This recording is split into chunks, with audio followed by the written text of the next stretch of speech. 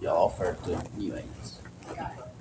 So we have questions about wanting to know about our brokerage. We have questions about wanting to know why we're different. We have questions about training and who we are. Is there any other questions on there, Ashley? Investing. Okay. He said he just wants to learn more, just whatever he could get out of this. Okay. And then now another question, like, if the seller more residential or commercial? Let's start with that, so that we can calm Tommy's need to be with ladder and wind. So there's a misconception in the world of real estate that real estate sales is primarily based on skill of understanding the legalities that you all are testing on for real estate laws. The reality is, real estate is maybe 1% of that. And so, if you can do a residential real estate deal, you can do a commercial real estate deal. If you can do a commercial real estate deal, you can do a residential real estate deal. The question is, do you want to, right? So there are some people who prefer to just focus on residential, dive and drill down even further. There are some people who prefer to just focus on listings with sellers or working with buyers. There are some people who just want to work in operations behind the scenes, coordinating closings and making sure that the legalities are there for you guys. There are some people who just want to have conversations with people and don't want to worry about comparables and market analysis and that sort of stuff. So you can do residential or commercial. We do commercial deals here and residential deals. Oftentimes, we will refer a commercial deal out just because we don't want to do the work for it to take away from our residential sales, because that's where our bread and butter is. We actually specialize in new construction sales and leverage new construction listings to get buyers. Listings are king. Gary Keller teaches the famous triangle, which are the 3 L's: leads, listings, and leverage. You have no problem in real estate until you solve the problem of not having real estate leads. You have no problem in business until you solve your problem of not having leads. And we find that listings are leverage to generate leads. So having a conversation and understanding the motivation and the needs of your buyer or seller is the most important part of a real estate transaction. And you can piece together a real estate commercial deal or a residential deal as long as you have access to the MLS. So you have access to LACDB, the commercial database, with your MLS. We have an LACDB login as well. We also have MLS logins from around the state, so not just the Greater Baton Rouge area. So as long as you can access the properties that are available and pull comparables for those same types of properties, you can represent the client. It's the same process. There may be a few other forms involved, but you have access to that through the Louisiana Real Estate Commission's website, along with in the MLS. It just depends on the time that you feel it's going to take you to do it. Like I would probably shadow someone on one commercial deal or have someone work it with you before doing it by yourself. But if you feel like your bread and butter is residential because that's what you work every day and you get a real estate referral, you can choose to work it, or if you don't have the time, you can refer it out and still get 25% money. Same thing with residential. If you want to primarily do commercial and you refer out your residential to agents that you know, you can get 25% money. But you don't want to ever send business away to other people. You want all the business to come to you, and you get to decide if you're going to work it or if you're going to be the middleman and refer it out and get 25% money. Same thing with other states. You are a licensed real estate agent in Louisiana, And maybe you get your reciprocal license in other states where you don't have to take the test over again.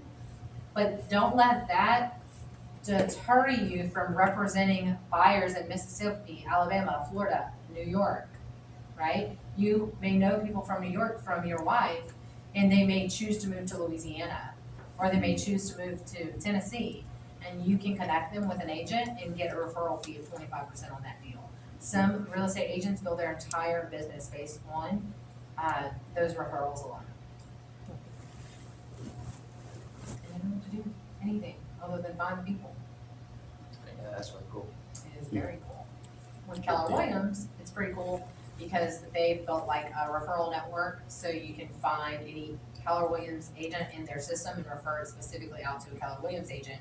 And if you were like I was with Keller Williams and recruited a lot of people, then they're all in your downline, so you make commission off of their commission. If your market center is profitable, which is a completely different story, because only 100 Keller Williams market centers are above the profit margin line. So just choose the right market center to join. So does that answer your question about commercial and residential? Yep. Okay. Why are we different? I think I learned about like documenting and building company culture at my previous job. And I also learned that culture is created no matter if you try to create it or not. It becomes what it is. And oftentimes organizations want to build their culture. So they brainstorm on the values that they want their company to represent, the mission that they want their company to have. And yes, we have a documented mission statement, we have a documented values, but that didn't come until this year because people would ask us to like describe it and we didn't know how to describe it in words, so we had to like actually sit and think about it for people and develop it. But oftentimes organizations develop the words that their culture, they want their culture or vision to represent, but it really isn't that homegrown organic culture. And one of the words that we developed was authenticity, and it comes from Wyatt himself. Wyatt Graves is our broker, but he's our leader, he is our friend, he is our mentor, he is someone that I go to ask for parenting advice for my kid because I'm a single mother and my child is 11 and things are happening and I have to have those conversations, and I respect him as a dad. I respect him as a business owner. I respect him as a baseball coach. You know, it's just he's authentic and he genuinely cares. We have what we call amongst our group the good life culture. The good life culture. It's T-shirt Thursday. I don't dress like this every day. But T-shirt Thursday, and so I always wear one of my good life shirts on Thursdays. And I thought maybe I shouldn't wear that today. No, that's why I You know, wore it imagine. tonight. Because I was like, I was gonna wear a collar shirt today, and I was like, no, I'm wearing my good life shirt. I thought Good about luck. not wearing it, and you probably think I'm a bum, but, and then I was like, whatever, it's T-shirt Thursday, I'm wearing it.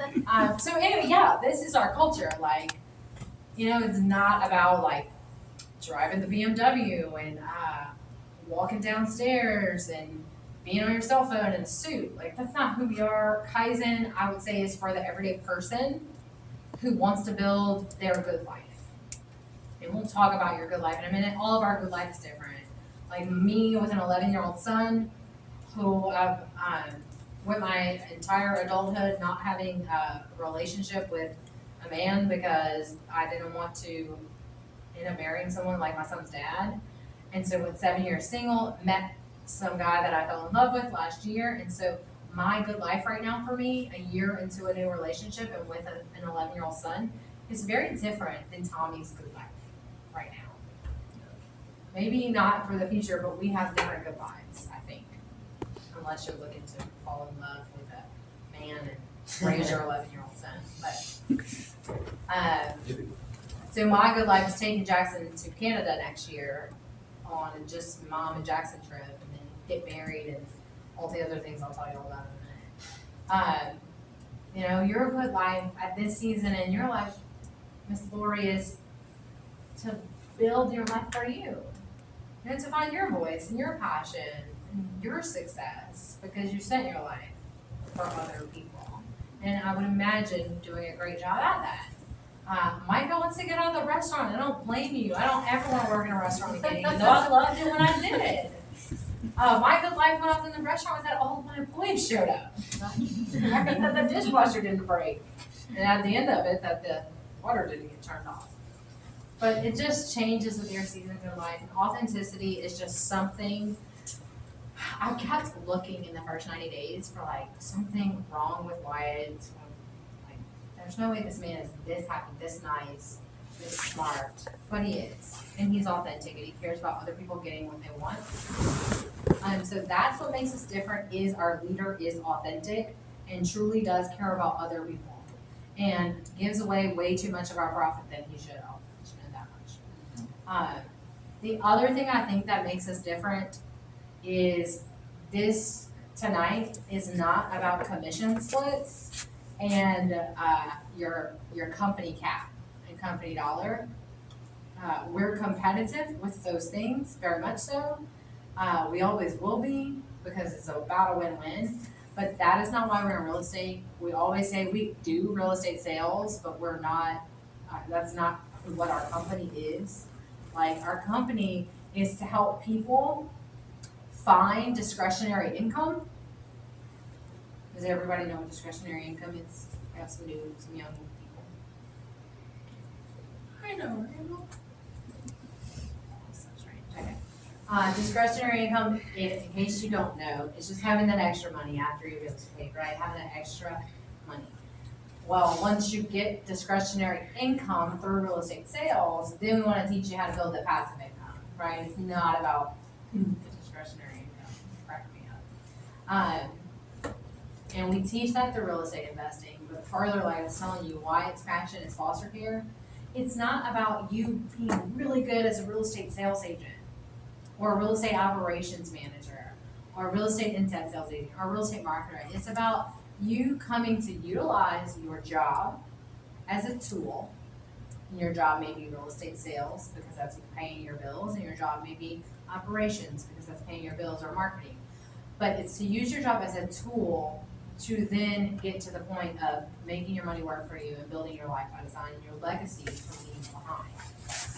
And so when you get to a point where you have enough time and enough money, what will you do with your time? If spending tomorrow, the entire day tomorrow, did not distract from your time to make money, what would you do tomorrow? Go to Lamborghini. You would go get a Lamborghini. Yeah. And then what would you do with it? Just pick up some homeless people and drive. I think you need to connect my mom with you because she just recently discovered this hobby of like making friends with homeless people and doing fun things with them. So That's cool. maybe you guys should I connect. feed them all the time. It's something I do. She's just insane and likes to just like make them laugh. So you pick up my mom in your car, you all go pick up homeless people, let them drive around. That would be a good thing. Anybody else? What would you do tomorrow if you didn't have to spend your time making money? Vacations, lots of them, travel, Where's the first place you go? Yellowstone. Yes. That's cool. Because of the show or just because of always? I've been there times when I was a child. So it's like one of the best places I've been in the US is Yellowstone. I like the wildlife, I like the mountains, I love the pine, you could actually just smell the pine trees. I wanna take my kids. We Yeah. were actually planning to go, I just got back from vacation, we was planning to go to Yellowstone, but it flooded. So we went to Steamboat Springs instead. Nice. And it was it wasn't Yellowstone. Aw. So if I could go there now that it is straight empty, I want to travel. Like Yellowstone would probably be a place to go. Love it. Anyone else? I'd probably go fishing. I'd probably get rainbows. Now, what if you spent a bunch of days traveling, riding around the homeless people in the Lamborghini, fishing, and then you wanted to make like a difference in the world? Like, where's your passion at? Foster mom. Being a foster mom? Yes, I've been thinking about it a little, looking into it. I don't know if they'll let me because I'm a single parent, so I don't know if I would qualify being single. Is Mark single? Yeah, but Mark's situation was really weird because I was like 17 and basically just told the state I was going to go with Mark. So I was so old. Gotcha. I would save women and children and some men from human trafficking. Oh, that's a great one. Yeah. Oh, that's a great one. You Um, could, I'm sorry. Go ahead. You could at least qualify for there's I forgot what it's called. I can't think of the name, but there's a position for families or moms, basically like keep their home available just for foster kids that are in like emergency situations. Right. Like if a kid like has to get out of his house that night because anywhere to go for a few days, then foster care needs those really badly. So you should at least qualify for that, if not for foster. Something to go out there. Definitely. Group genius. Human trafficking, that's a good one. We talk to our kids about that all the time. I had to take a class. My boyfriend is the chief of police of a small town. And I went to the chief's conference last year and we had to take that class. I've never been the same. Anyone else? Passions? I want to help out like preteens and teens, like with just with growing up and really mental health that age gap. Just because, like going through high school, I knew a kid that committed suicide. At the Francis, actually, a few months ago, we had a busboy commit suicide. So like, it kind of hits close to home, and I feel like I didn't have a very hard childhood. I'm trying to think of the word. Probably a little bit dramatic about my childhood, but things weren't always easy. So I feel like I've been through some things, and I could help like I could make a difference in other people's lives based on my experiences. So if I could just have, if I could help anybody or have any means to help anybody, it'd be that age group doing that. I love that. I didn't get a car until I was like 17. I was really old and junker and had to pay for it. And it was just hard to get a car and be able to, and I have 8 siblings and a single mom, so I need to be able to work and get to places, and my mom, my grandparents, or my older sister, or somebody had to take me, and it was just always inconveniencing somebody else for me to be able to do my stuff. So I've always had this idea of like starting a nonprofit to get donated cars from people that like actually work in cars, from people that like, there's plenty of like old people that don't actually need their car anymore and they like basically give it away. Yeah, my grandmother has two. Yeah, Right. so like finding people like that to get them to donate a car to be able to give it to like 16 to 18-year-olds that in situations like that actually really need to be able to have a vehicle. Or even like 20 and plus. I mean, Yeah, that's like or great. anybody, yeah. But I think that's awesome. I have known Philip since like April or May. Yeah. Oh, April 18th was the first day I met Philip. Ask me how I know later.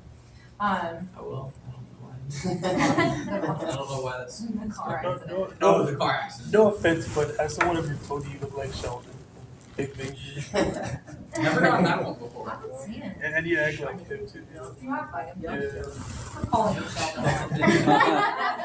But I learn something new about you every time we do this.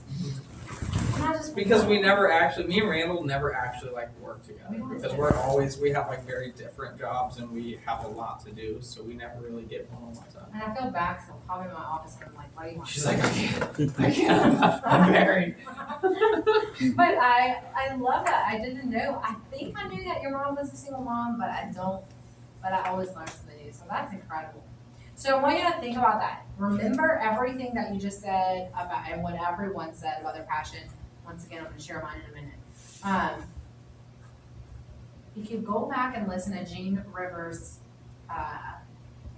105, and you hear that personal environmental accountability piece, anytime you have a day where you feel like you are not doing what you could be doing, because none of us will ever reach our fullest potential. I learned that a few weeks ago, because our potential is so big.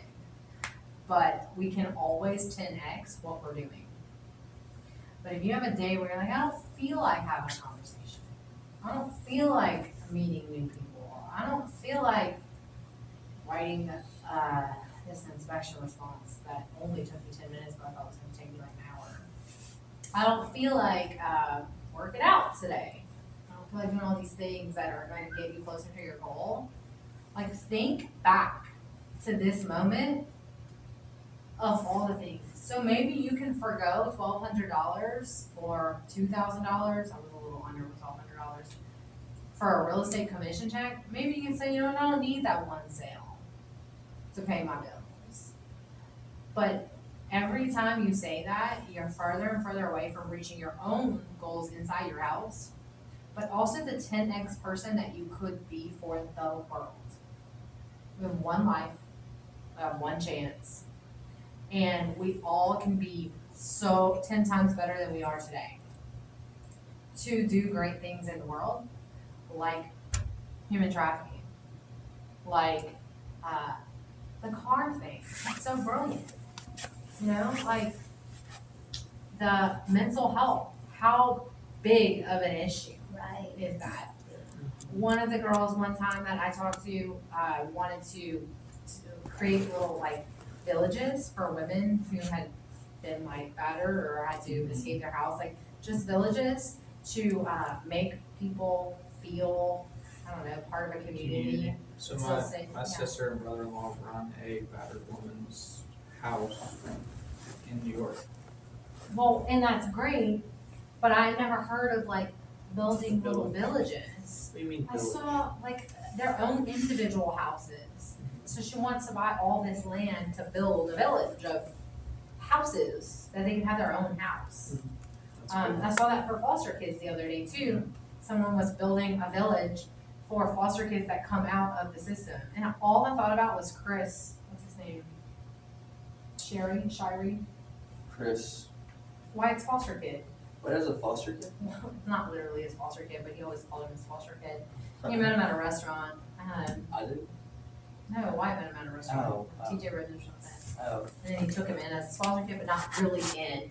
He was out of the foster care system, but struggling. yeah. Now he's had a baby, and Joey's helping him find a house. But anyway, like, we took one of Wyatt's rental houses, and we all donated stuff for it, and all this stuff, and I don't know, I thought the village was great.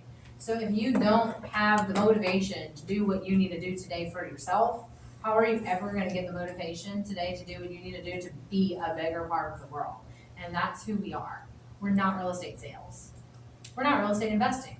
We wanna teach people to be good in real estate sales so that we can all be better at real estate investing, so that we can all have the passive income to be able to make the world a better place in any area that you want.